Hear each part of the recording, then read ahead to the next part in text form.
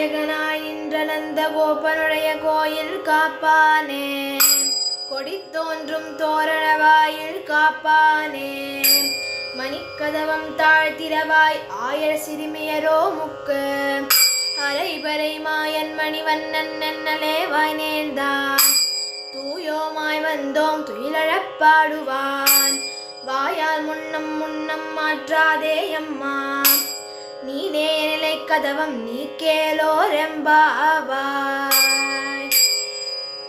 இப்பாசுரத்தில் நந்தகோபரின் திருமாளிகையை பாதுகாக்கும் காவலர்களிடம் மாயச் செயல்களை செய்பவனும் கரிய நிறத்தவனுமான கண்ணன் தங்களுக்கு ஒளி எழுப்பும் பறை தருவதாக கூறியதால் இங்கு வந்திருப்பதாக கூறி மாளிகை கதவை திறக்குமாறு வேண்டுகிறாள் ஆண்டாள்.